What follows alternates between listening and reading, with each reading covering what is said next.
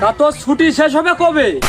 কেবল কালকে বাড়ি আসলাম, আর এখনই তোমার ছুটির চিন্তা, ঘুর করার চিন্তা। তুই ঘরে থাকাকালীন তো আমার রাত্রি ঘুম হয় না, আবার এদিকে আমার মান সম্মানও থাকে না। তোমার মান সম্মান কি আমার সতী, যে আমি থাকলে সে থাকবে না? না মানে তুমি তো পাত্তি সাত্তি ওই ভালো কাজের আইল দিয়ে হচ্ছে হাঁটো না। এর গাছের আম থাকে না, এর গাছের কাঁঠাল থাকে না, ওর ঘরের হাঁস থাকে না, সব রিপোর্ট তোমার নামে। আব্বা এগুলো তো খাওয়ার জিনিস, এগুলো একটু হাতিয়ে হতিয়ে খাওয়া, তো এই বয়সে স্বাভাবিক বিষয়। হ্যাঁ, এগুলো স্বাভাবিক বিষয় না, এগুলোকে চুরি বলা হয়, চুরি। আর তুই তো চুরি করে বেড়াস।